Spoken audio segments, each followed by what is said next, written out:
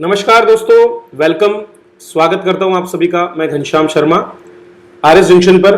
और आज की कक्षा में हम सभी जो है शुरुआत करने जा रहे हैं वर्ल्ड ज्योग्राफी की। तो आपकी आरएस परीक्षा में बहुत इंपॉर्टेंट रोल है वर्ल्ड ज्योग्राफी का। और इसके अलावा आपका एसआई परीक्षा में भी 5 प्रश्न जो है वर्ल्ड ज्योग्राफी से सीधे सीधे पूछे जाते हैं। अगर आप आईएएस की तैयारी कर रहे हैं तो वहां तो वर्ल्ड ज्योग्राफी का बहुत बड़ा रोल होता है, प्रीलिम्स और मेंस दोनों में। और इसके अलावा कोई भी अन्य एग्जाम।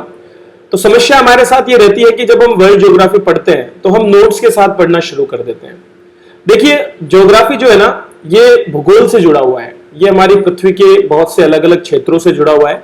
और इसे पढ़ने के लिए हमें उसी तरीके से एक विजुअलाइज की जरूरत पड़ती है। तो वही कोशिश मैं अपनी इस कक्षा में करूंगा। शुरुआत हम जो हमारे महासागर हैं उनसे करेंगे। और प्रत्येक महासागर के क्षेत्र में जो भी महत्वपूर्ण सागर हो गए, बहुत सी जो जल संधियां हो गई, बहुत सी जो खाड़ियां हो गई, जो धाराएं महासागरों में बहती है, वहां से गुजरने वाले प्रमुख जो लाइंस हैं वो हो गई। या फिर हम बात करें कि जो द्वीप वहां पर है उस क्षेत्र में, तो इन सभी चीजों को हम एक एक करके तैयार करेंगे। वहां जो प्रमुख देश स्थित है उनसे जुड़ी जो प्रमुख बातें हैं, जो नदियां हैं, जो पर्वत हैं, जो झीलें हैं, सभी पर हम बात करेंगे। तो इससे क्या होगा कि एक विजुअलाइज आपके दिमाग में हो जाएगा और आपको जब भी वो शब्द देखने को मिलेगा तो आप निश्चित रूप से जो है इसको सही कर पाएंगे। तो यहां पर आप सभी मेरी मदद कीजिए, क्योंकि मैं आपकी मदद कर रहा हूं। तो इनको लाइक कीजिए, शेयर कीजिए अपने दोस्तों के साथ और ज्यादा से ज्यादा तक लोगों तक पहुंचाने का मेरा प्रयास है। तो एक फ्री एजुकेशन की ओर हम बढ़ने की कोशिश करेंगे, इसमें बेहतर तरीके से, अच्छी क्वालिटी के साथ में। तो चलिए शुरुआत करते हैं। तो जैसा कि आप स्क्रीन पर देख पा रहे होंगे, जिस चित्र को आप देख रहे हैं यह है प्रशांत महासागर का एरिया। आप देख सकते हैं कि अगर हम पृथ्वी को एक ओर से देखें तो आपको यह पूरा का पूरा प्रशांत महासागर ही दिखाई देता है। ठीक है, पूरा का पूरा क्या दिखता है? प्रशांत महासागर ही हमको देखने को मिलता है। तो एक लार्जेस्ट जो वाटर बॉडी अगर पृथ्वी पर कोई है तो वो प्रशांत महासागर है। और इसके साथ साथ हम इसको डीपेस्ट भी कर सकते हैं, क्योंकि जो सबसे गहरे क्षेत्र पृथ्वी के हैं, जो जल से ढके हुए हैं, वो भी हमको यहीं पर देखने को मिलते हैं। अगर हम बात करें इसकी उत्तरी सीमाओं की, तो पहले हम सीमा ज्ञान इसका कर लेते हैं। इसकी उत्तरी सीमाओं पर जो देख सकते हैं, जैसा कि आपको ये बाउंड्री दिखाई दे रही होगी, तो बेरिंग सी इसके बिल्कुल उत्तर में है। और पूरा का पूरा जो प्रशांत महासागर है ये यहां पर एक छोटी सी जल संधि के माध्यम से अलग होता है, जुड़ता है किसके साथ में? आपके आर्कटिक ओशन के साथ में। ठीक है, तो ये पूरा का पूरा आपका आर्कटिक ओशन है, जिसकी बाउंड्री यहां पर आपको दिख रही होगी। तो ये जो आर्कटिक ओशन है इसके साथ में यहां पर उत्तरी सीमा बनाता है किसकी? आपके प्रशांत महासागर की। इसके बाद हम बात करते हैं इसकी पश्चिमी सीमाओं की। पश्चिमी सीमाओं पर अगर हम देखें तो यहां पर यह है आपका एशिया महाद्वीप। तो आपके प्रशांत महासागर की पश्चिमी सीमा पर पूरा का पूरा एशिया महाद्वीप काबिज है, कंप्लीट जो आपका भूमध्य रेखा है वहां तक। इसके बाद में हम बात करते हैं पश्चिम में ही इसकी सीमाओं की। तो ऑस्ट्रेलिया जो महाद्वीप है ये भी इसकी दक्षिण पश्चिमी सीमाओं का निर्माण करता है। इसके बाद में थोड़ा नीचे की ओर चलें तो इसकी दक्षिणी सीमाएं जो है वो तय की जाती है आपके सदर्न ओशन, या जिसको हम अंटार्कटिक ओशन भी कहते हैं, या जिसको हम ऑस्ट्रल ओशन भी कहते हैं। तो इसकी दक्षिणी सीमाएं जो है ये सदर्न ओशन, जिसको दक्षिणी सागर कह सकते हैं, अंटार्कटिका सागर कह सकते हैं, या ऑस्ट्रेलियन ओशन कह सकते हैं, उसके द्वारा तय की जाती है। अब बारी बच जाती है हमारी शेष सीमाओं की, जो कि है इसकी पूर्वी सीमाएं। पूर्वी सीमा पर 2 बड़े महाद्वीप स्थित है, जिनमें से एक है उत्तरी अमेरिका महाद्वीप। ठीक है, कौन सा? उत्तरी अमेरिका, नॉर्थ अमेरिका महाद्वीप। तो ये बाउंड्री आप देख पा रहे होंगे नॉर्थ अमेरिका महाद्वीप की। जबकि इसकी जो दक्षिण पूर्वी सीमाएं हैं ये तय की जाती है साउथ अमेरिकी महाद्वीप के द्वारा। तो साउथ अमेरिका महाद्वीप यहां पर इसकी दक्षिणी सीमा, जो दक्षिण पूर्व सीमा है, उसको तय करता है। तो कुल मिलाकर के ये एक बहुत बड़े एरिया को कवर करने वाली जल राशि है, जिस पर आज हम चर्चा की शुरुआत करने वाले हैं। तो यहां तक मुझे उम्मीद है कि मैंने आपको बिल्कुल एक क्लियर विजन दे दिया है आपके जो प्रशांत महासागर है इसके बारे में। प्रशांत महासागर एक बहुत बड़ा एरिया है। ठीक है, और अगर मैं बात करूं इस महासागर के कुछ तथ्यों के बारे में, तो बहुत से हमारे पास ऐसे तथ्य हैं जिन पर मैं संक्षिप्त में आपसे चर्चा करना चाहूंगा। बहुत सी बाउंड्रीज हमने इसकी बात कर ली कि कौन सी बाउंड्रीज की कहां पर है। चलिए तो मैं एक बार आपको फिर से वो लिखकर बता देता हूं कि कहां कहां इसकी कौन कौन सी बाउंड्री मौजूद है। तो इसके उत्तर में, उत्तर क्षेत्र में जो है आपके है, जस्ट अ मिनट, इसका जो उत्तर क्षेत्र है वो आपके आर्कटिक ओशन के माध्यम से निर्धारित होता है। ठीक है।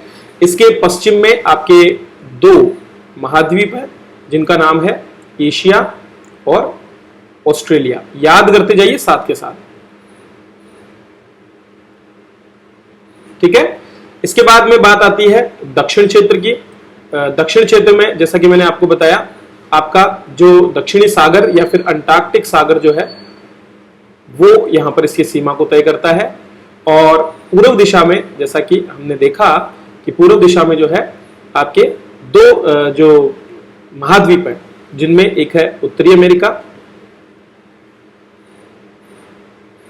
और दूसरा है दक्षिणी अमेरिका। ये दोनों इसकी सीमाओं को तय करते हैं। तो यहां से इसका सीमा ज्ञान आप सभी को हो गया होगा। बिल्कुल बेसिक चीज है जो मैंने यहां पर आपको बताने का प्रयास किया है। प्रशांत महासागर दुनिया में सबसे बड़ा और गहरा महासागर है और इसकी बाउंड्रीज को हम देख चुके हैं। अब हम बात करते हैं इसकी सतह की, जो इसकी जल सतह है, अर्थात जितना जल ये धारण करता है उसके बारे में हम बात कर रहे हैं। तो पृथ्वी की जो कुल जल सतह है, देखो समझना इस चीज को, पृथ्वी का जो कुल एरिया है, वाटर एरिया, ठीक है, जो कुल ऐसी सतह जो जल से ढकी हुई है, तो जो जल सतह है, इस जल सतह का कितना प्रतिशत ये कवर करता है?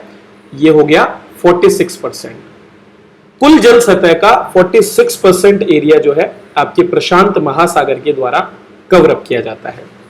लेकिन अगर मैं बात करूं स्थल सतह की, मतलब जो पूरा टोटल एरिया पृथ्वी का है, पूरा कंप्लीट अगर एरिया माने, तो उसका लगभग 32% जो है ये कवर अप करता है। तो स्थल सतह जो है कंप्लीट, अगर हम महासागर का पैंदा भी देख लें और सारा मिलाकर जो स्थल है उसमें जो ढका हुआ सतह है उसमें से 32% एरिया अकेला प्रशांत महासागर कवर करता है। कितनी बड़ी बात है, इसे आप सभी समझ पा रहे होंगे। अब हमारा जो कुल भूमि क्षेत्र है ना, उससे भी ज्यादा है ये, मतलब क्योंकि 71% क्षेत्र किससे ढका हुआ है आपका? महासागरों से, और केवल मात्र 29% क्षेत्र जो है वो भूमि स्थल है। लेकिन 32% क्षेत्र को अकेला प्रशांत महासागर कवर करता है। तो ये हमारे जो भूमि है, टोटल महाद्वीपों की जो टोटल भूमि है, उससे भी ज्यादा क्षेत्र को ये कवर करता है। ठीक है। चलिए अब हम बात करते हैं जो भूमध्य रेखा है, जो कि बिल्कुल इसके बीच से होकर के गुजरती है, उसके बारे में। दोस्तों ये जो भूमध्य रेखा है, ये भूमध्य रेखा इसको दो भागों में विभाजित करती है। अब भूमध्य रेखा क्या है ये भी थोड़ा सा आप यहां पर समझ लीजिए। इक्वेटर या भूमध्य रेखा एक इमेजिनरी प्लेनेटरी लाइन है। ठीक है, एक ग्रहीय रेखा है जो इमेजिनरी है और जिसकी लेंथ जो है लगभग 40,000 किलोमीटर है। और ये पूरा का पूरा एक व्यास है जो कि धरती पर सबसे बड़ा व्यास भी माना जाता है। ठीक है, सबसे बड़ा व्यास इसको धरती पर कहा जाता है। एक गोले के रूप में, एक वृत्त के रूप में, वृत्ताकार आकार में ये है और अनेक महासागरों और महाद्वीपों को ये क्रॉस करते हुए निकलती है। काल्पनिक एक रेखा है ये। इसको जो है हम 0 डिग्री लैटिट्यूड मानते हैं। ठीक है, और ये साउथ पोल और नॉर्थ पोल दोनों के बिल्कुल बीच में स्थित है। तो ये आपकी भूमध्य रेखा है। ठीक है, और ये भूमध्य रेखा क्या करती है? इस महासागर को दो भागों में विभाजित करती है। इनको हम नाम देते हैं, पहले का नाम हम दे देते हैं उत्तरी प्रशांत महासागर और दूसरे का नाम हम दे देते हैं दक्षिणी प्रशांत महासागर। ठीक है, तो ये दो हिस्से हम इसके मानते हैं। यहां तक बात हो गई इसके विभाजन की। अब हम बात करते हैं, हमने जल की बात कर ली, कितना जल इसमें धारण करता है। अब हम बात करते हैं इसके गहराई की। तो गहराई से जुड़े बहुत से जो बिंदु हैं उन पर मैं आप सभी से चर्चा करना चाहूंगा। तो सबसे पहले तो इसकी औसत गहराई है 4000 मीटर। कितनी? 4000 मीटर, मतलब लगभग 13,000 फीट की गहराई जो है ये धारण करता है एक एवरेज में। अब कहीं पर ज्यादा है, कहीं पर कम है, लेकिन इसकी एवरेज गहराई जो है ज्यादातर क्षेत्रों में 4000 मीटर के करीब मानी जाती है। इसके बाद आपका जो अगला डाउट आएगा वो यही आएगा कि सर अगर ऐसा है तो फिर इसका जो सबसे गहरा पॉइंट है, जो इसका सबसे गहरा पॉइंट है वो क्या है? तो इसका जो सबसे गहरा पॉइंट है उसको हम जानते हैं एक नाम से, जो कि है मेरियाना ट्रेंच। ठीक है, क्या बोलते हैं उसको हम? मेरियाना गर्त। मेरियाना गर्त इसका सबसे गहरा क्षेत्र माना जाता है और ये जो मेरियाना ट्रेंच है उसी में स्थित है एक चैलेंजर डीप। तो मेरियाना ट्रेंच वो क्षेत्र है जो सबसे गहरा है और चैलेंजर डीप वो बिंदु है। ठीक है, चैलेंजर डीप क्या है? वो बिंदु है जो यहां पर स्थित है। चैलेंजर डीप की गहराई लगभग 11 किलोमीटर के करीब मानी जाती है। 10,928 मीटर की गहराई जो है चैलेंजर डीप की है और ये उत्तरी प्रशांत महासागर में स्थित है। ठीक है, फिलीपींस के पास वाले क्षेत्र में। चैलेंजर डीप सबसे गहरा बिंदु है, आपको ये चीज याद रखनी है। ठीक है, कितनी गहराई है? 10,928 मीटर। इसी तरह से एक और बिंदु है जिसको हम बोलते हैं टोंगा ट्रेंच। क्या बोलते हैं? टोंगा ट्रेंच। टोंगा ट्रेंच जो दक्षिणी गोलार्ध है उसका सबसे गहरा बिंदु है प्रशांत में, जो दक्षिणी गोलार्ध में। तो ये दरअसल आपका जो प्रशांत महासागर है इसके दक्षिणी हिस्से में स्थित है और टोंगा ट्रेंच को सबसे गहरा बिंदु माना जाता है। ये 10,823 मीटर की गहराई पर है दक्षिणी गोलार्ध के लिए। उत्तरी गोलार्ध और पूरे विश्व में तो आपके जो है मेरियाना ट्रेंच में स्थित चैलेंजर डीप है, जबकि दक्षिणी गोलार्ध में आपका जो है टोंगा ट्रेंच में स्थित होराइजन डीप नामक एक स्थान है, वो सबसे गहरा बिंदु है। इसके अलावा जो पृथ्वी का तीसरा सबसे गहरा बिंदु है वो है सिरेना डीप और वो भी मारियाना ट्रेंच में ही चैलेंजर डीप के ही पास में स्थित है। तो ये हो गई बात आपके बेसिक, बिल्कुल जो आपके जो गहराई से जुड़े हुए मुद्दे हैं उनके बारे में। इसके बाद अब हम शुरुआत करेंगे सबसे पहले जो सागर यहां पर स्थित है उनके बारे में। ठीक है, तो एक बार मैं आपको बेसिक सा जो हमने अभी पढ़ा उसका ओवरव्यू दे दूं तो कितना बेहतर रहेगा। ठीक है, तो चलिए हम ओवरव्यू ले लेते हैं जो जो हमने पढ़ा उसका। तो हमने सबसे गहरा बिंदु पढ़ा। क्या पढ़ा? सबसे गहरा बिंदु।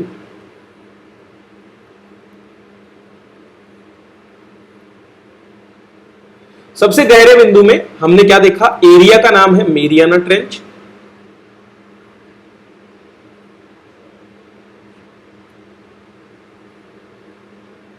ठीक है, और इसमें जो बिंदु है उसका नाम है चैलेंजर डीप। गहराई कितनी बताई मैंने आपको? 10,928 मीटर।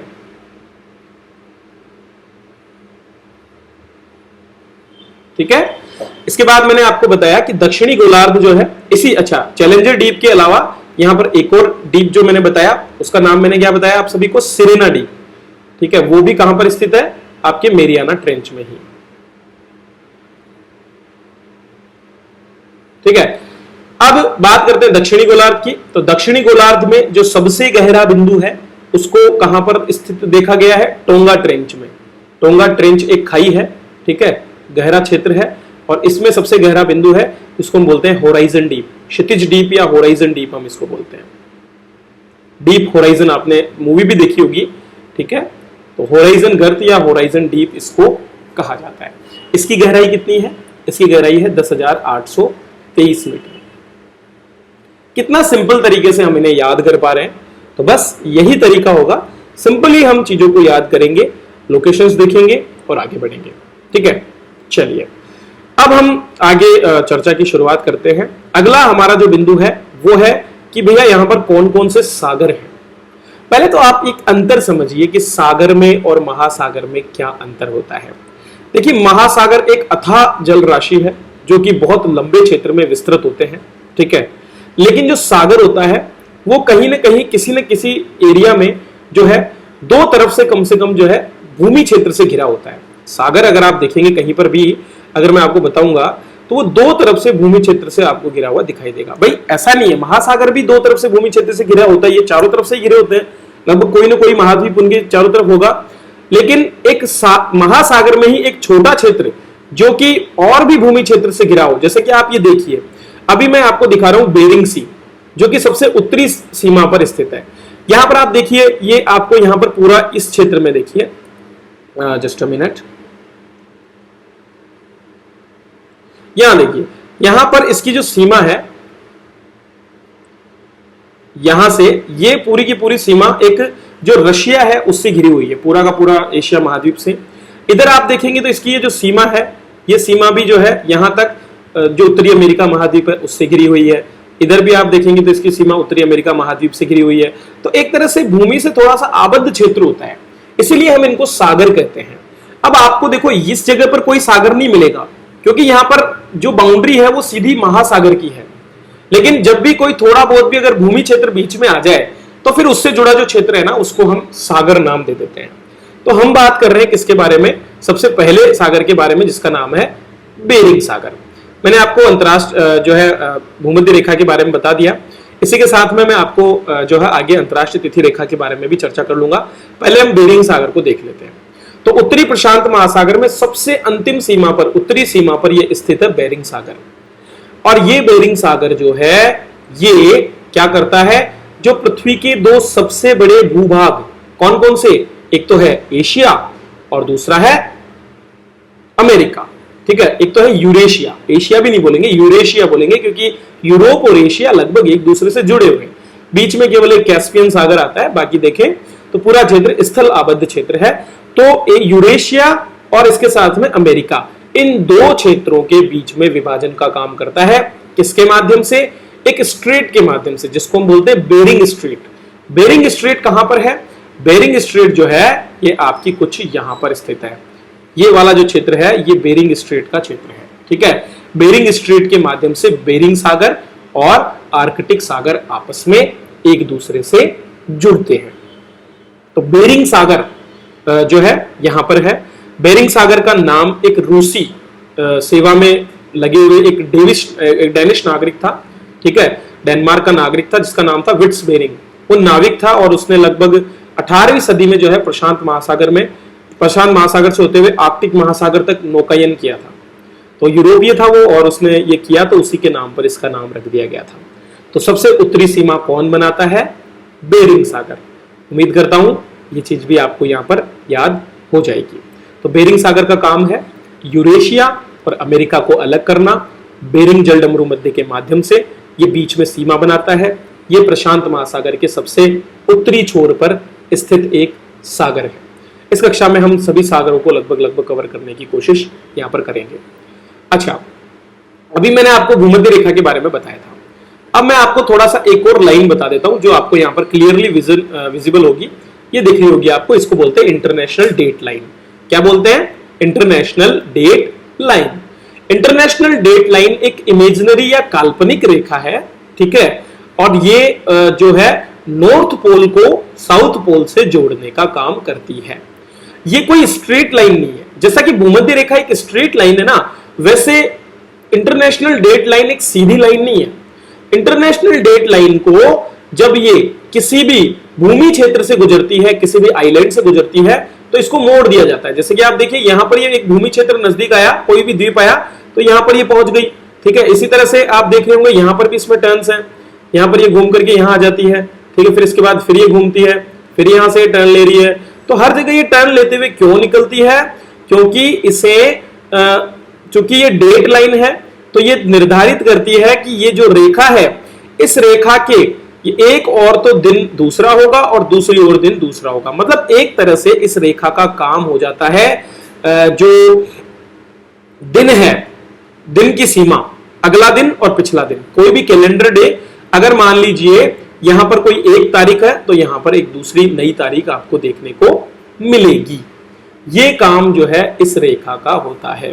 तो तिथि रेखा इसीलिए कहते हैं क्योंकि इस रेखा के आगे या पीछे जाने पर तिथि बदल जाती है। तो बहुत से जो कई बार अगर कोई भी जहाज यहां से क्रॉस करते हैं तो जैसे ही इस रेखा के पश्चिम या पूर्व की ओर ये जाते हैं तो इन्हें अपनी तिथि बदलनी होती है। तो ये इंटरनेशनल डेट लाइन का काम है। क्लियर है? चलिए, तो हमने पहला हमारा सागर पढ़ लिया है जिसका नाम मैंने आपको बताया था बेरिंग सागर। बेरिंग सागर के बाद में हम अब एक राउंड लगाएंगे, इस तरह से एंटी क्लॉकवाइज एक राउंड में लगाऊंगा, ठीक है। तो एंटी क्लॉकवाइज राउंड में सबसे पहले हमारा जो बेरिंग सागर है, उसके बाद में नेक्स्ट एरिया जो आता है इसको हम जानते हैं ओखोस्टक सागर के नाम से। किस नाम से? ओखोस्टक सागर।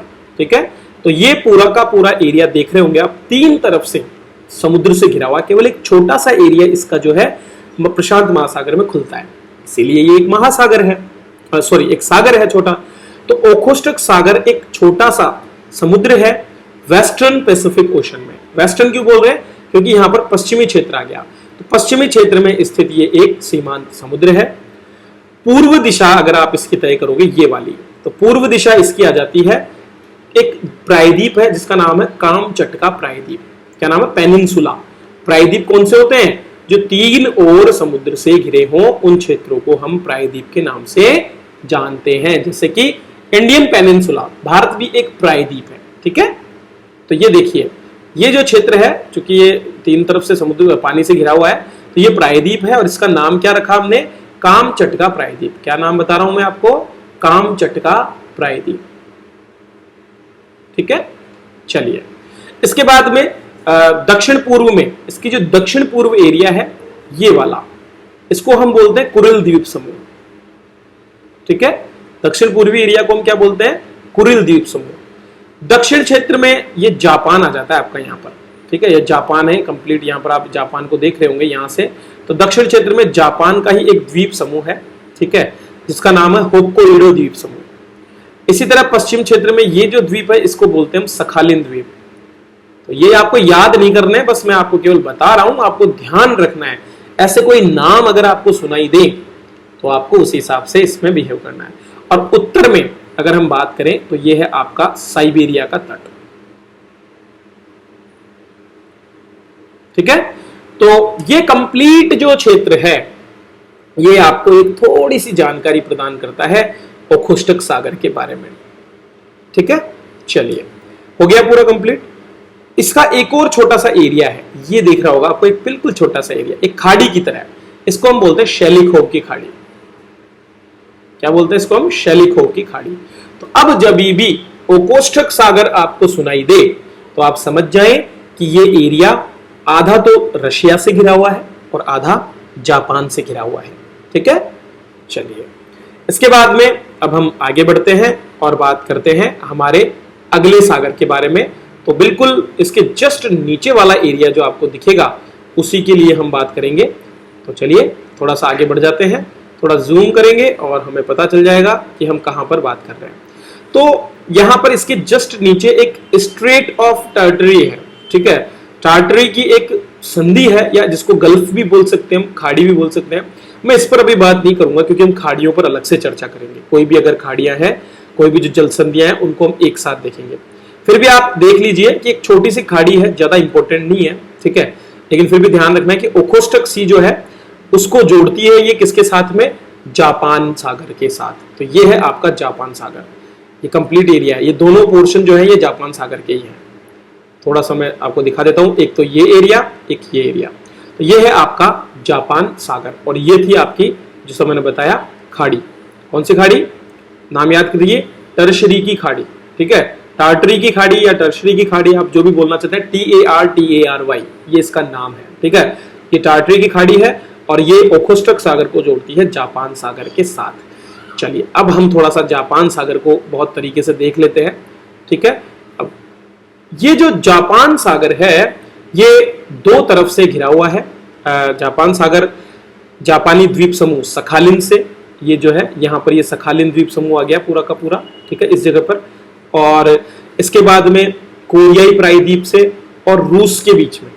ठीक है, यहाँ पर कोरियाई पेनिनसुला आपको दिख रहा होगा, ये वाला, ये जो एरिया है ना, ये कोरियाई पेनिनसुला है, कोरियाई प्रायद्वीप इसको बोला जाता है। तो उत्तरी कोरिया और दक्षिणी कोरिया इसी क्षेत्र में स्थित है। थोड़ा सा छोटा कर देते हैं तो आपको दिख रहा होगा, यहां तक तो देखो चीन, ये रूस की सीमा आ गई। ठीक है, यहां तक तो जो है ये जो सीमा थी ये रशिया की सीमा थी। ठीक है, और यहां पर आ जाता है आपका ये कोरियाई पेनिनसुला। ठीक है, ये क्षेत्र अगर आप देखोगे तो कौन सा है? ये आपका कौन सा महाद्वीप है बताइए? कंप्लीट ये देखिए, ये आपका रशियन महाद्वीप है। अब दिख रहा होगा आपको अच्छी तरह से रशियन महाद्वीप का कौन कौन सा क्षेत्र है। ठीक है, और ये वाला जो एरिया है ये आपका है कोरियाई पेनिनसुला। तो तो व्लादिवोस्टक जैसे क्षेत्र जो है इसी क्षेत्र में है। तो रशियाई महाद्वीप पहला तो हमने देखा, ठीक है, और दूसरा कोरियाई पेनिनसुला। ये रशिया देश और कोरियाई पेनिनसुला दोनों इसकी क्या बनाते हैं, पश्चिमी सीमा। तो जापान सागर की पश्चिमी सीमा को ये बनाते हैं, जबकि पूर्वी सीमा को कौन बनाता है, एक विशेष देश जिसको हम जानते हैं जापान के नाम से। तो ये देखिए, ये जापान हो गया, ये कंप्लीट जापान का पूरा क्षेत्र हो गया। यहाँ पर टोक्यो है, यहाँ पर क्योटो है, ओसाका है, ये नाम सुने होंगे आपने, नागासाकी जहाँ पर बम पटके गए, ठीक है, ये सारा क्षेत्र है। तो पूर्वी और दक्षिण पूर्वी सीमा तो जापान बना रहा है जापान सागर की, जबकि उत्तर पश्चिमी और दक्षिण पश्चिमी सीमा क्रमशः रूस और कोरियाई पेनिनसुला या कोरियाई प्रायद्वीप। कोरियाई प्रायद्वीप क्यों बोल रहे हैं, तीन तरफ पानी से घिरा हुआ है, यहां पर देखिए, इसलिए इसको हम इस तरह से कह रहे हैं, ठीक है। अच्छा, अब आप देखिए कि जापान सागर में आपको एक विशेष स्थिति दिख रही होगी। जापान सागर लगभग पूरा भूमि से घिरा हुआ है, और जो क्षेत्र पूरी तरह से भूमि से घिरा हुआ पानी का क्षेत्र होता है ना, वहां पर कोई ज्वार भाटा हमको देखने को नहीं मिलता, ठीक है, कोई ज्वार भाटा यहां पर नहीं है। और इसी वजह से यहाँ की जो जैव विविधता है वो भी अलग होती है, कम होती है। खुले समुद्र में जैव विविधता ज्यादा होती है, बंद क्षेत्र में जैव विविधता कम होती है, क्योंकि जो धाराएं होती है ना, करंट्स, जो विभिन्न प्रकार की धाराएं, उनका प्रवाह इस क्षेत्र में नहीं हो पाता है। तो खुले क्षेत्र में और बंद क्षेत्र में अंतर है। जापान सागर एक बंद क्षेत्र है, इसलिए यहाँ पर क्या है, बहुत ही कम मात्रा में लवणता होती है, और जंतुओं की विविधता भी यहाँ पर कम है, क्योंकि यहाँ पर जो है समुद्र का प्रभाव देखने को नहीं मिलता। इसके पास ना तो कोई बड़े द्वीप है, ना कोई खाड़ी है, और ना ही कोई अंतरीप है, ठीक है, कुछ भी नहीं है यहाँ पर। ये एक बंद क्षेत्र है जो केवल रूस, कोरिया और जापान क्षेत्रों से घिरा हुआ है। उम्मीद करता हूं ये चीज आपको क्लियर हो गई। इसके बाद हम आगे बढ़ते हैं तो हमें एक और स्ट्रेट मिलता है जिसका नाम है कोरिया स्ट्रेट। कोरिया स्ट्रेट जो है कोरिया को और जापान को अलग करती है, और जो आपका जापान सागर है इसको जोड़ती है। ये किसके साथ, आपके येलो सी के साथ में, ठीक है, येलो सी, या जिसको हम कह सकते हैं ईस्ट चाइना सी से, सॉरी, ईस्ट चाइना सी से जोड़ती है, क्योंकि येलो सी दरअसल ईस्ट चाइना सी का ही एक भाग है। अब ये जो आपको नक्शे में दिख रहा है ना क्षेत्र, ये दरअसल क्या है, इसको हम बोलते हैं येलो सी के नाम से, पीला सागर, सॉरी ईस्ट चाइना सी मतलब पूर्वी चीन सागर। और इसका जो उत्तरी क्षेत्र है ये वाला भाग, इसको हम बोलते हैं येलो सी। तो येलो सी दरअसल ईस्ट चाइना सी का ही एक भाग है, और ये कोरिया स्ट्रेट के माध्यम से जापान सागर से अलग होता है। ये चीज आपको क्लियर हो जानी चाहिए, ठीक है। चलिए, तो अब इससे जुड़े हुए फैक्ट्स भी हम देख लेते हैं। तो सबसे पहले तो मैं आपको पीला सागर के बारे में थोड़ी सी जानकारी यहां पर दे देता हूं कि पीला सागर आखिर में क्या चीज है। तो पीला सागर कहां पर स्थित है, पश्चिमी सीमा पर प्रशांत की, और पूर्वी सीमा पर एशिया की, ठीक है। किस किस के बीच में है, दो देशों के बीच में है। पहला है कोरिया प्रायद्वीप, देश नहीं बोलेंगे हम, एरिया बोल देंगे, कोरिया प्रायद्वीप, और दूसरा है चीन। तो चीन और कोरिया प्रायद्वीप के बीच में ये पीला सागर स्थित है। और किसका भाग है, ये पूर्वी चीन सागर का भाग है। पूर्वी चीन सागर जो है उसी के एक भाग के रूप में ये हमारा पीला सागर या येलो सी बोला जाता है। अब देखो दोस्तों, इस तरह से रंगों के नाम पर हमारे यहाँ पर है ना बहुत से सागर हैं, आपको पता होना चाहिए रंगों के नाम पर कौन कौन से सागर हैं। क्या आपने कभी काला सागर सुना है? जी हाँ, आपने सुना होगा। आपने लाल सागर भी सुना होगा, और आपने श्वेत सागर भी सुना होगा, ठीक है। इन पर हम आगे जब बढ़ेंगे तो अलग अलग क्षेत्रों में पहुंचेंगे तो चर्चा करेंगे। तो जैसे काला, लाल और श्वेत सागर होता है, उसी तरह से एक पीला सागर भी है। अब प्रश्न ये उठता है कि सर पीला सागर क्यों बोला? भाई लाल सागर हो सकता है वहां पर पानी का रंग लाल होगा, काला सागर इसलिए कि वहां पानी का रंग काला होगा। तो जी हाँ, पीला सागर इसलिए बोलते हैं क्योंकि यहाँ पर पानी का रंग पीला दिखाई देता है। और उसका कारण क्या है? उसका कारण है चीन, जो हमारा चीन है उसमें स्थित गोबी मरुस्थल। तो गोबी रेगिस्तान जो है वहां से महीन रेत के दाने उड़ते हैं और इस सागर की भूमि के पास आकर के रुक जाते हैं, और इसीलिए हम इसे क्या बोलते हैं? पीला सागर, क्योंकि यहां पर पानी का रंग जो है हमको थोड़ा थोड़ा पीला दिखाई देता है। तो इसका तट मैं आपको दिखाऊं तो ये तट कुछ ऐसा दिखता है, देख रहे हैं ना आप, इसका तट बहुत ही पीला पीला सा दिखता है। तो आया आनंद? देखिए कितना ऐसा लग रहा है कि सागर का रंग ही पूरा का पूरा पीला है।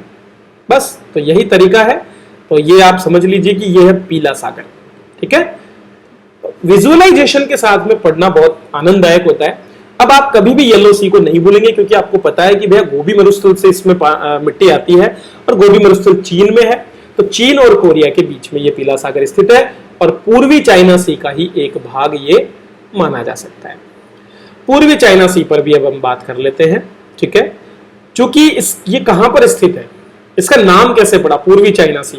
भाई इसके बगल में जो है ना, यहां पर ये पूरा का पूरा क्या है, ये चाइना है, ठीक है। और चाइना होने की वजह से जो है हमने इसको नाम दे दिया क्या, पूर्वी चाइना सी। क्या नाम दे दिया, पूर्वी चाइना सी। ये बाउंड्री दिख रही है आपको चाइना की, यहां से देख लीजिए। तो यहां पर हमारा सागर स्थित है, ठीक है, और ये पूरा का पूरा चाइना की बाउंड्री है। अब देखो यहां पर केवल थोड़ा सा हिस्सा ही जो है ना रूस के पास है, ये वाला हिस्सा, ये जो बाउंड्री वाला हिस्सा है ना, ये रूस के पास है, लेकिन बाकी अंदर तक जो है ना यहां पर चीन का प्रसार देखने को मिलता है। तो चलिए वापस से आ जाते हैं ईस्ट चाइना सी पर। पूर्वी चीन सागर चीन की पूर्वी सीमा पर स्थित है और बहुत बड़े क्षेत्र को यह कवर करता है। इसके एक और जो है जापान है, एक और कोरिया पेनिनसुला है, एक और चीन है, और नीचे की तरफ जो है ये एक छोटा सा देश है जिसको बोलते हैं ताइवान। चीन, ताइवान, जापान, कोरिया आदि क्षेत्रों से ये घिरा हुआ है। इसके उत्तर पश्चिमी क्षेत्र पर क्या है, पीला सागर, जैसा कि मैंने आपको बताया, ठीक है। चलिए, तो ये हो गया पीला सागर के बारे में जानकारी। पीला सागर का एरिया आपको पता चल गया। कोरिया स्ट्रेट के माध्यम से ये जापान सागर से अलग होता है। इसके बाद अगर आप नीचे चलेंगे तो आपको जो है कुछ और क्षेत्र दिखेंगे, जैसे कि ये वाला क्षेत्र देखिए। पीला जो ईस्ट चाइना सी है या पूर्वी चीन सागर है, इसके जस्ट नीचे जो हमारा क्षेत्र है उसको हम बोलते हैं साउथ चाइना सी। क्या बोलते हैं, साउथ चाइना सी। वर्तमान समय में सबसे विवादास्पद एरिया अगर कोई है तो वो साउथ चाइना सी है, जहां हमेशा लगभग क्लैश होते रहते हैं। और ये कहा जाता है कि चीन जो है ना, इसकी दादागिरी यहां पर पूरी की पूरी चलती है। तो ये वही एरिया है जहां पर चीन अपनी दादागिरी दिखाता रहता है, और इसको हम किस नाम से जानते हैं, साउथ चाइना सी या दक्षिण चीन सागर, ठीक है। पश्चिम में है इसके इंडो चाइनीज जितने भी जो प्रायद्वीप है, complete area Indo Chinese area, जिसमें आपके सिंगापुर जैसे क्षेत्र हैं, बैंकॉक जैसे क्षेत्र हैं, वो सारे सम्मिलित हैं, ठीक है। पूर्वी दिशा में इसके ताइवान है, जैसा कि मैंने आपको बताया, ये वाला यहां पर देखिए ताइवान हो गया। इसके अलावा है फिलीपाइंस द्वीप समूह, ठीक है। क्या है, फिलीपाइंस द्वीप समूह, पूरा का पूरा फिलीपाइंस द्वीप समूह। ये देखिए यहां दिख रहा है आपको, ये कंप्लीट आपका फिलीपाइंस द्वीप समूह है, जैसे कि मनीला और ये सब इसी में है, ठीक है, उत्तर पश्चिमी क्षेत्र में। इसके बाद में दक्षिण में है इसके बोर्नियो के साथ में सुमात्रा, बांका ऐसे क्षेत्र। ये क्या है, ये बोर्नियो है कंप्लीट। ये कंप्लीट क्या है, बोर्नियो एरिया है। और उसके बाद में ये आपका मलय क्षेत्र हो गया, ठीक है। तो मलाया द्वीप प्रायद्वीप, जो मलाया प्रायद्वीप जिसको हम कहते हैं, ठीक है, वो यहाँ पर स्थित है। मलाया प्रायद्वीप कौन से एक देश का भाग है, मलेशिया का। तो ये मलेशिया की बाउंड्री दिख रही होगी आपको पूरी की पूरी, ठीक है। बोर्नियो द्वीप समूह जैसा मैंने बताया, ये पूरा का पूरा क्षेत्र है, जिसको हम बोर्नियो आइसलैंड भी कहते हैं। और एशिया में सबसे बड़ा आइसलैंड भी इसको माना जाता है। दुनिया का तीसरा सबसे बड़ा आइसलैंड है, एशिया में सबसे बड़ा है। 3 देश इसमें सीमा अपनी धारण करते हैं, एक तो है ब्रुनेई, एक है मलेशिया और एक है इंडोनेशिया। कैसे, अभी दिखा देता हूं। ये देखिए, ये सीमा है इंडोनेशिया की, दिख रही है आपको। अब इस द्वीप में से आधा से ज्यादा क्षेत्र जो है इंडोनेशिया में चला गया। इसके बाद में दूसरा क्षेत्र ये है, ठीक है, इसको देखिए आप, ये है आपका क्या, मलेशिया। और फिर एक छोटा सा हिस्सा है जिसको हम बोलते हैं ब्रुनेई, ठीक है। जस्ट अ मिनट, ये देखिए, ये इतना सा हिस्सा जो है ना, ये ब्रुनेई का हिस्सा है, नेशन ऑफ ब्रुनेई जिसको बोलते हैं, द डॉग ऑफ पीस के नाम से इसको जाना जाता है। तो बोर्नियो द्वीप तीसरा सबसे बड़ा आइलैंड है पूरी विश्व का।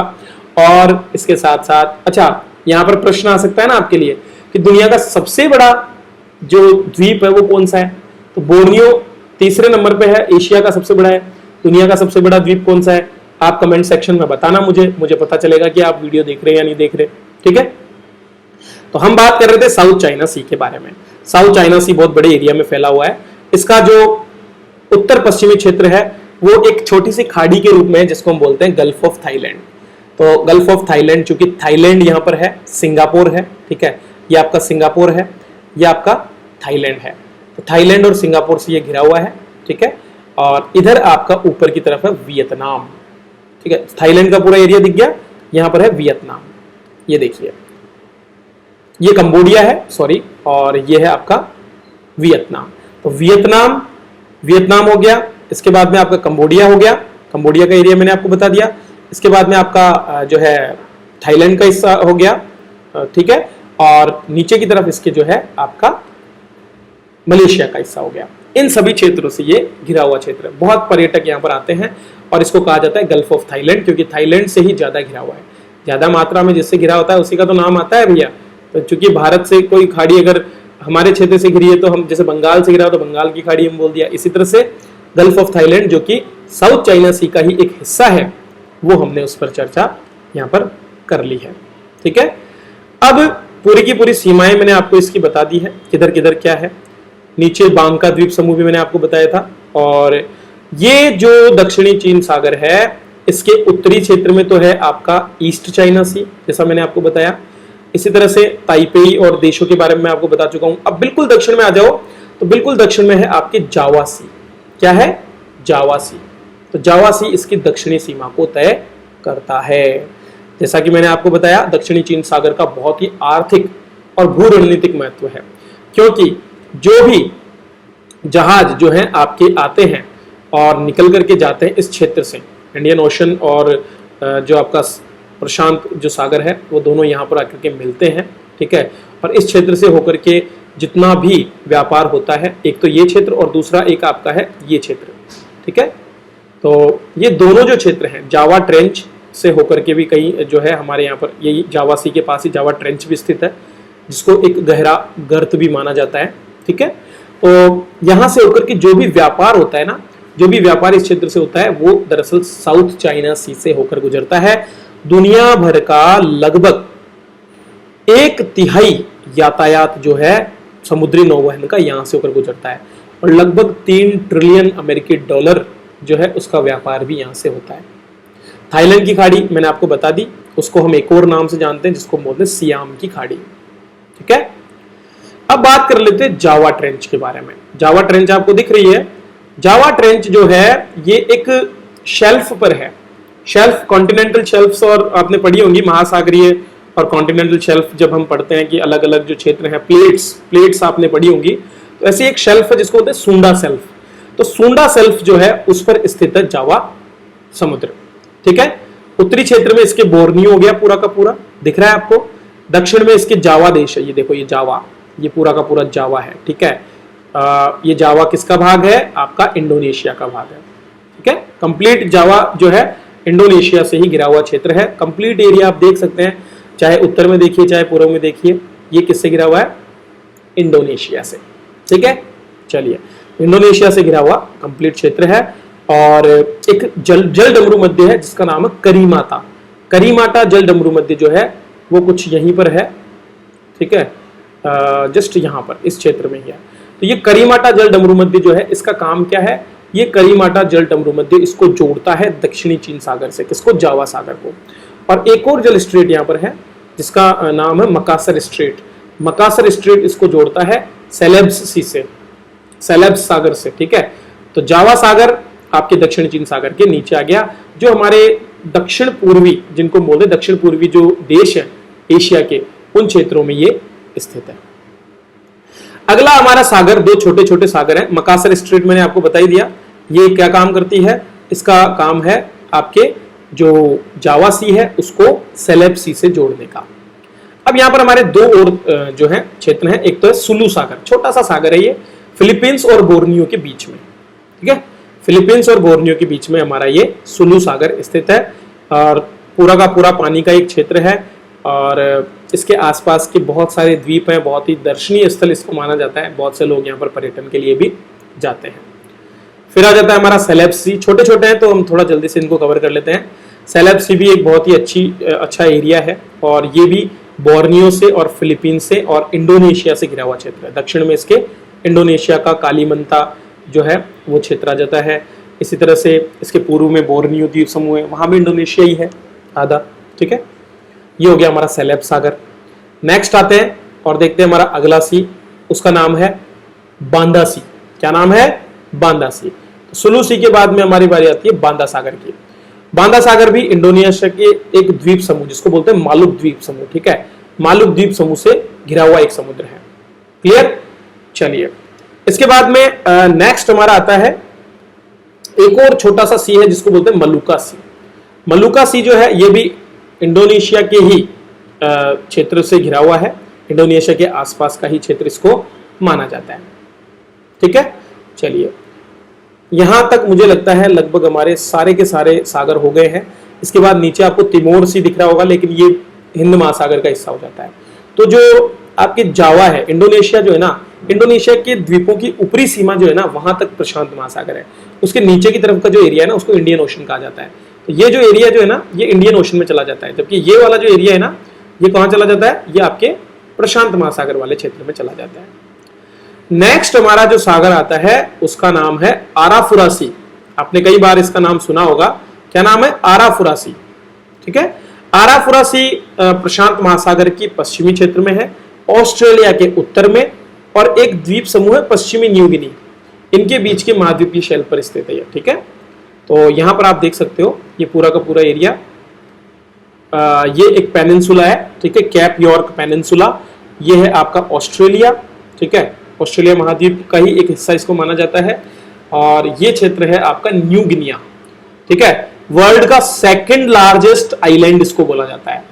तो मैंने आपसे पूछा था फर्स्ट कौन सा है, थर्ड बोर्नियो हो गया, सेकंड आपका जो है न्यू गिनी हो गया, और फर्स्ट कौन सा है ये आपको बताना है। ठंडा प्रदेश है एक बहुत ही, तो जो भी देख रहे हैं रेगुलर वो बता सकते हैं। तो आराफुरा सी जो हमारा है ये किस किस से घिरा हुआ है, एक तो आपका हो गया उत्तर में न्यू गिनी और दक्षिण में ऑस्ट्रेलिया, इन दोनों क्षेत्रों से घिरा हुआ इसको मान सकते हैं। हम ये भी कह सकते हैं कि एक तरह से ये प्रशांत महासागर को जोड़ता है, किससे, हिंद महासागर को। क्यों, हिंद महासागर का तिमोर सी और प्रशांत महासागर का आराफुरा सी दोनों आपस में एक दूसरे से बाउंड्री बनाते हैं। ठीक है, न्यू गिनी द्वीप जो है अलग से देश नहीं है, न्यू गिनी द्वीप आपके इंडोनेशिया का ही एक एरिया है। ये देखिए, ये न्यू गिनी द्वीप जो है इंडोनेशिया, लेकिन ये जो खुद द्वीप है, ये जो है आइलैंड जो है न्यू गिनिया, दो हिस्सों में है। एक तो मैंने आपको बता दिया इंडोनेशिया, और दूसरा हिस्सा जो है ना उसको हम पता है क्या बोलते हैं, पापुआ न्यू गिनी, ये एक देश है। तो न्यू गिनी द्वीप के दो से एक हिस्सा तो चला जाता है आपका इंडोनेशिया में, और एक हिस्सा चला जाता है आपका पापुआ न्यू गिनी नामक अलग से इंडिपेंडेंट स्टेट के लिए। ये आपको ध्यान रखना है। ठीक है, चलिए आराफुरा सी को आगे जोड़ने का काम करता है हमारा कोरल सी।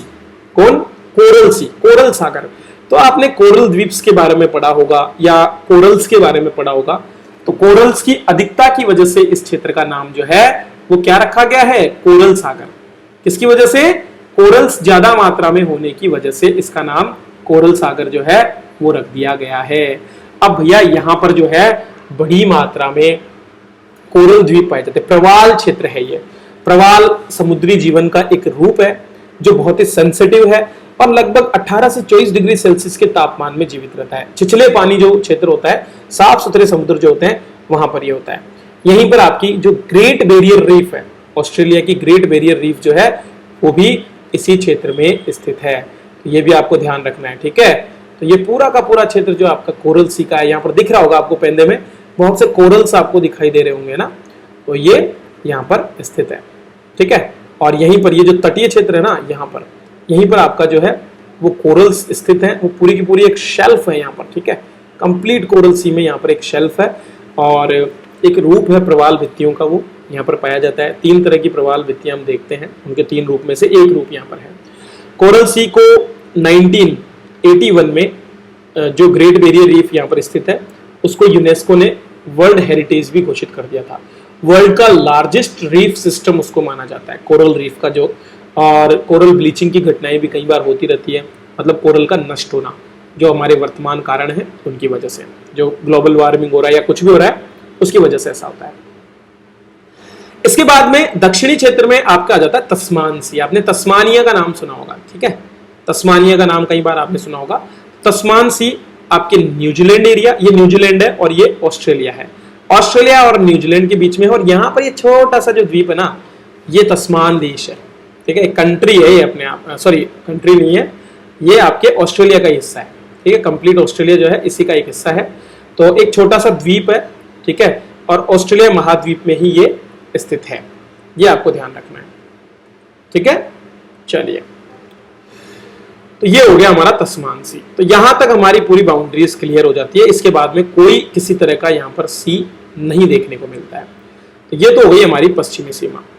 अब बात करते हैं पूर्वी सीमा की। तो पूर्वी सीमा पर आप देख रहे हो कि किसी तरह की कोई आकृतियां नहीं है, भूमि से बद्ध आकृतियां अगर होना तो आपको वहां पर सागर मिलेंगे। तो मैंने क्या कहा, यहाँ पर आपको भूमिबद्ध आकृतियां बहुत सी दिख रही है, इसलिए हमको बहुत सारे सागर इस क्षेत्र में मिल रहे हैं, लेकिन इस क्षेत्र में ऐसा नहीं है।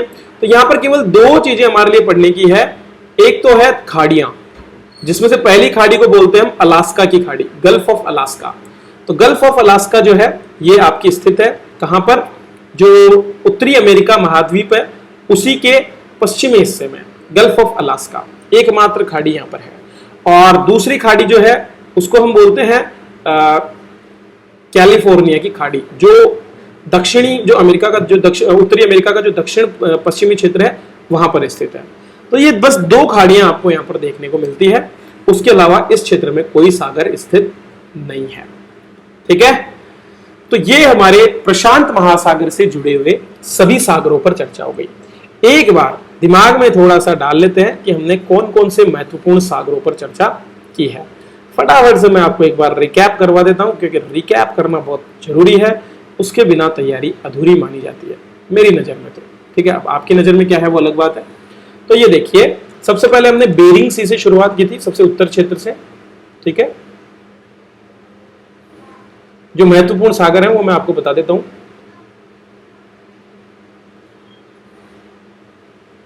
इसके बाद में हमने बात की ओखोस्टक सागर के बारे में। ठीक है, सेकंड, फिर हमने जापान सागर पढ़ा। अब आप सोचो, दुनिया के सबसे बड़े महासागर के सागर पढ़ने में हमें कितना टाइम लगा, महज 1 घंटा, लेकिन कम से कम हमें ये दिमाग में तो बैठ गया कि कौन सा कहां पर है। जापान सागर के बाद में हमने पढ़ा था ईस्ट चाइना सी, पूर्वी चीन सागर, और इसी का हिस्सा था येलो सी। ठीक है, जो गोबी मरुस्थल से मिट्टी लेता है। याद रखना, अब कभी पीला सागर पूछ ले तो कहां बताना है, प्रशांत महासागर के पश्चिमी क्षेत्र में। इसके दक्षिण में हमने साउथ चाइना सी देखा था, जिसमें गल्फ ऑफ थाईलैंड थी।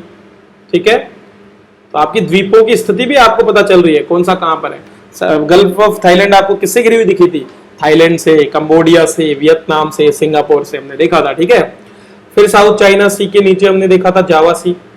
ठीक है, यहीं पर हमने और भी देखे थे सुलू सी, सेलेब्स सागर, सियाम सागर, और इसके बाद में हमने और भी देखे जैसे कि आराफुरा सी, और भी हो सकते हैं, मेरे दिमाग से अगर निकल रहा हो तो कोई बात नहीं है। आराफुरा सागर हमने देखा, फिर हमने देखा कोरल सागर। ठीक है, तो ये पश्चिमी तट पर जो स्थित सागर हैं उनके बारे में थोड़ी सी जानकारी मैं आपको रिवाइंड करवा रहा हूँ। जैसे मुझे याद हो गया ना, वैसे आपको भी याद हो गया होगा। तो बस ये याद करने का ही काम करना है, बिल्कुल सिंपल है। अब बस आपका रिव्यू चाहिए, कैसा लगा, क्या आपको ये वीडियो पसंद आया है तो लाइक करो, शेयर करो दोस्तों के साथ, और अगली कक्षा का इंतजार करो, क्योंकि अगली कक्षा जल्द ही होगी। चलिए, धन्यवाद, मिलते हैं अगले वीडियो में। Thank you.